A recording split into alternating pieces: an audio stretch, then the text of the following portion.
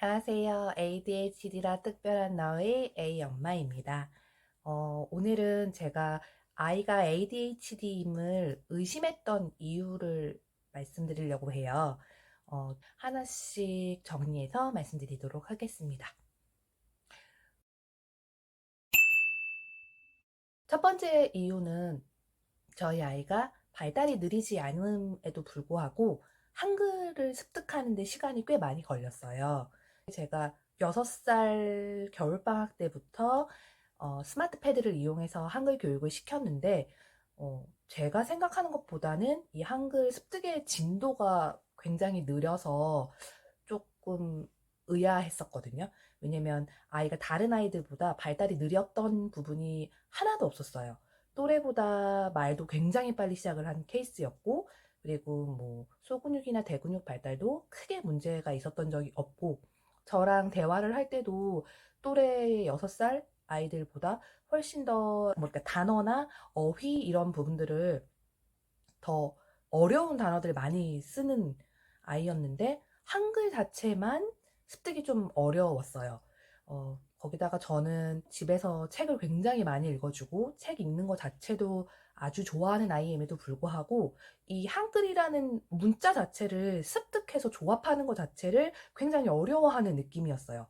스마트 패드에서는 처음에는 통글자로 가르치더라고요. 근데 이 통글자를 아이가 그림의 형태든 이 글의 형태든 쉽게 인지하는 것 같지 않은 느낌이 들었어요.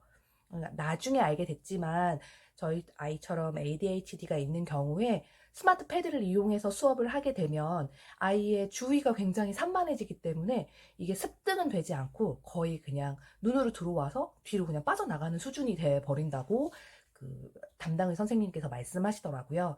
그래서 결국에 한글을 6세 겨울에 시작해서 거의 1년 가까이 스마트 패드를 활용해서 공부를 시켰지만 전혀 효과를 보지 못하고 그 찬찬 한글이라는 이 느린 아이들을 위한 한글 교육 프로그램이 있어요. 교육청에서 만든 그거를 인터넷 영상을 초반에는 보여줘서 이제 모음의 모양을 몸으로 좀 익히게 하고 그 인터넷에 있는 교재를 프린트해서 저랑 1대1로 앉아서 하나씩 공부를 해서 결국에 초등학교 들어가기 전에 한 2월쯤에는 한글을 조금 잘 따라서 읽고 어떻게 읽어야 되는지 깨칠 수 있었습니다. 그래서 아이가 발달이 늦지 않은데 한글을 빨리 깨치는 느낌이 아니다. 좀 한글 습득 속도가 느리다라고 하면 ADHD가 아닐까? 아이가 주의 집중력이 너무 떨어져서 똑똑한 아이인데 한글 습득 자체를 좀 어려워하는 거 아닐까라고 의심해 보시면 어떨까 하는 게 저희 경험을 바탕으로 뭐 해드릴 수 있는 조언일 것 같아요. 두 번째는 밥 먹을 때 정말 쉬지 않고 떠드는 아이예요.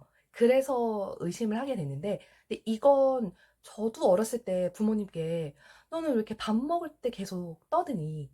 밥 먹을 때 제발 조용히 하고 말 그만하고 씹으렴 이런 얘기를 한 초등학교 고학년 때까지도 들었던 것 같거든요. 근데 저는 지금 와서 생각해보면 저도 약간 부주의하고 이랬지만 이걸 뭐 잘 버텨낸 케이스라고 생각하는데 저희 아이가 그런 모습을 보이니까 처음에는 자 이제 그만 수다 떨고 밥 먹을까? 하고 좋게 얘기하려고 노력했었는데 이게 계속 반복이 되니까 좀 저도 아이한테 계속 질책을 하게 되고 왜 밥을 안 먹니? 왜 밥 먹을 때 계속 수다를 떠니? 진짜 수다 떨지 말고 입에 아무것도 없잖아. 밥 먹어야지 하고 계속 얘기를 해줘야 되는 거예요. 보통 아이들 같았으면 밥을 먹고 씹고 나서 입에 없으면 다시 숟가락을 들고 입에 밥을 넣을 텐데 저희 아이 같은 경우는 밥을 한번 입에 넣고 자기가 생각난 얘기를 막 한 다음에 밥 먹어야지 라고 하면 아 맞다 나 밥 먹고 있었지 라고 생각하는 정도로 좀 부주의한 모습이 많이 나타났어요. 근데 이건 어렸을 때부터 그렇긴 했는데 한 6세 중반부터 이 부분이 굉장히 심해져서 이것도 제가 ADHD가 아닐까 하고 의심하게 된 약간 계기가 됐습니다. 세 번째는 정리정돈이에요. 저희 아이는 이제 한 3개월 정도부터 어린이집을 다녔어요. 이제 옛날 나이로 하면 4살 정도 됐을 때 다니기 시작했는데, 어린이집에서 정리정돈 굉장히 잘하는 아이고, 꼼꼼하다 이런 식으로 평가를 받았던 아이인데, 아이가 6세, 7세, 그때가 이제 동생이 태어나서 집안이 좀 더 정신없고 아기가 있다 보니까 좀 더 많이 치워야 되고 동생이 다칠까봐 제가 많이 신경을 쓰던 시기이기도 한데, 오히려 그 시기와 맞물리면서 아이가 평소보다 정리정돈을 더 못하는 느낌이 드는 거죠. 이걸 몰라서 안 하는 느낌이면 제가 가르치고 다시 반복시켰을 텐데, 알고 있고 얘기해 줬는데도 하다가 정리정돈 자체를 까먹고 다른 일을 하는 경우가 굉장히 많은 거예요. 예를 들면, 자, 장난감 다 갖고 놀았으면 정리를 하자 그러면 네? 하고 정리를 해요. 정리를 하다가 갑자기 눈에 보이는 책이 보이면 책을 펼쳐서 책을 보고 있는 거예요. 그러면 정리정돈 왜 안 했어? 이거 치워야지. 그러면 아, 맞다. 이런 경우가 굉장히 많았어요.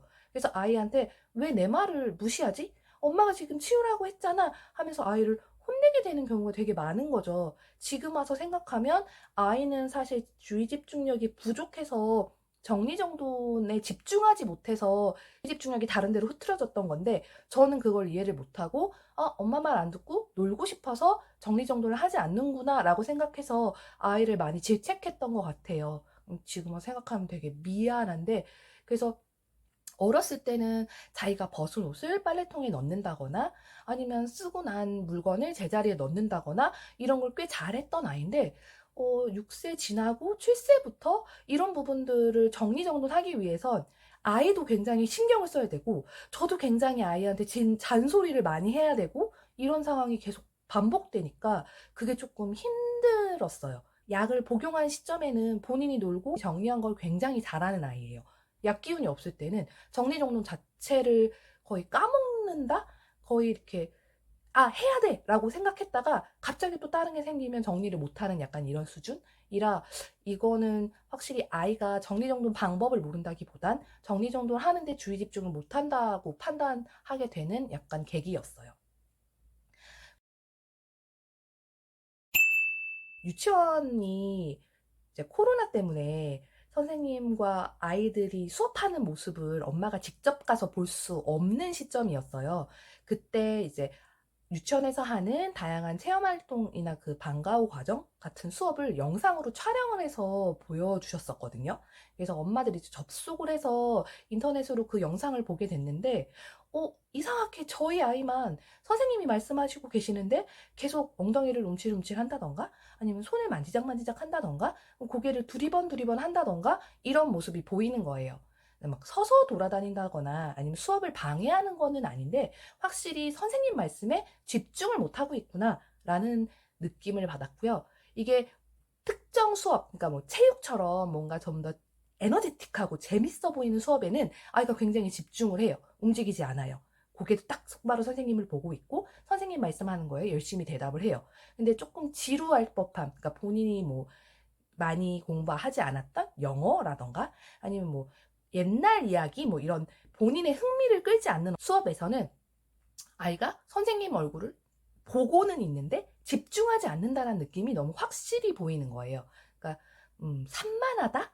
선생님한테 그래서 여쭤봤어요. 저희 아이가 수업에 집중을 잘 못하는 것 같은데 선생님이 보시기에도 그렇게 보이셨나요? 라고 여쭤봤더니, 어머님 원래 7세 아이들은 집중을 잘 못해요. 자기가 재미있으면 보고 재미없으면 잘 못 보니까 제가 보기에는 큰 문제는 아닌 것 같아요. 라고 얘기를 해주셨어요. 근데 저는 아이가 이것보다는 더 집중을 잘하고 수업을 잘 따라갈 수 있는 아이라고 생각을 했어서 ADHD일 수 있겠다라는 생각을 하게 되었습니다. 다섯 번째는 아이의 짜증이나 분노, 텐트럼이라고 하나요? 분노 폭발? 이런 게 좀 조정을 할 수 없을 정도로 엄청 심해졌었어요. 예를 들면 동생이 그때 당시 7세 때 이제 기어다니고 뭔가 움직임이 되게 많아지는 시점이라 형이 만든 어떤 레고 작품이라든지 뭐 종이접기로 만든 것들을 만지는 시점이 오잖아요. 그럴 때 옛날 같았으면 왜 이래? 하지 마. 이렇게 표현했을 걸 왜 만져? 하고 막 화를 낸다던가 동생을 확 밀어버린다던가 아니면 너 때문에 다 망쳤어 이러고 애를 너무 질책을 한다던가. 그래서 하지 말자, 형아가 그런 모습을 보여주는 거 좋지 않아 라고 저도 좋게 얘기를 계속 몇 번을 했지만 그런 식으로 계속 화를 내는 모습이 반복되니까 둘째는 계속 형아의 화를 받아내는 존재가 되고, 그리고 아이는 자기가 잘못한 건 아니고 동생이 뭔가 건드린 거에 대해서 너무 크게 화를 내버리다 보니까 저한테 너무 많이 혼나는 약간 이런 상황이, 이제 아이가 되게 억울해하는 그런 상황이 계속 반복이 되는 거죠. 그러니까 보통 이게 화낼 상황이다 그러면 한 5 정도 화를 내면 될 것 같은데 한 10, 뭐 한 15? 이런 식으로 화를 내니까 저도 아이한테 왜 그렇게 화를 내냐고 또 질책하게 되는 거예요. 그래서 아이와 저의 관계가 점점 악화되고, 그리고 아이도 낮에는 그런 일 때문에 되게 많이 화를 내고 엄마한테 혼나고 이런 상황이 반복되고, 이제 자려고 저랑 단둘이 누웠을 때 오늘 이런 일이 있어서 엄마는 너한테 조금 많이 속상했다. 근데 너의 생각은 어때? 이렇게 물어봤을 때 나도 그렇게 하고 싶지 않은데 잘 안 돼. 라는 이야기를 되게 자주 했어요.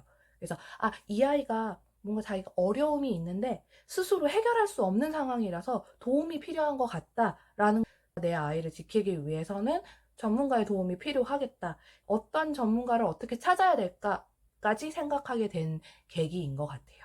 그래서 제가 아이가 ADHD인 것을 의심하게 됐고, 그 이후에 소아정신과 예약을 하는데 가장 큰 이유가 되었던 것 같습니다. 오늘은 제가 아이가 ADHD임을 의심하게 된 원인 5가지에 대해서 말씀을 드렸는데요. 아이들이 ADHD를 겪는다고 해서 다 저희 아이 같지는 않을 거라고 생각을 해요. 100명의 아이가 있으면 100명이 다 증상이 다른 경우도 굉장히 많다고 하더라고요. 근데 적어도 발달이 느리지 않았는데 저희 아이처럼 한글 습득이 굉장히 느리다던가, 아니면 밥 먹을 때 집중하지 못하고 밥 먹는 것 자체를 까먹을 정도로 주의 집중력이 되게 산만하다던가, 아니면 머리가 나쁘거나 수업이나 수법 이렇게 정리정돈하는 방법을 몰라서 못하는 게 아니라 알고 있는데도 정리정돈하는 과정에서 집중이 흐트러져서 주의 집중을 잘하지 못하거나, 아니면 학교나 유치원 같은 데서 수업을 받을 때 집중하지 못하고 착석이 되더라도 뭔가 산만한 모습, 아니면 집중하지 못하는 모습을 보인다던가, 아니면 순간의 짜증이나 분노를 잘 이렇게 조절하지 못해서 스스로 어려워한다던가, 이렇게 5가지 문제점이 있는 아이라면 한 번은 소아정신과 예약을 해보시고 아이가 어떤 어려움을 겪고 있는지 한번 조금 깊이 들여다보시면 어떨까라는 생각을 해봅니다. 물론 저희 아이는 지금 약물 복용을 하고 있기 때문에 이런 문제들은 약물 복용 시작하면서 굉장히 좋아졌어요. 그러나 여전히 약물의 효과가 없는 시점에는 이 비슷한 문제들은 여전히 있어요.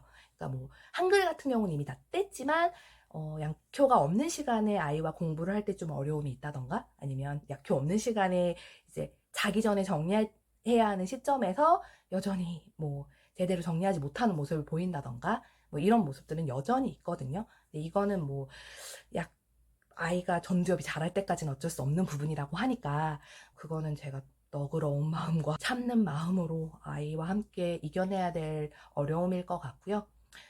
오늘 말씀드렸던 이런 5가지 어려움을 아이가 갖고 있다면 엄마가 조금 더 아이의 마음을 같이 들여다보는 게 좋을 것 같다라는 게 저의 생각입니다.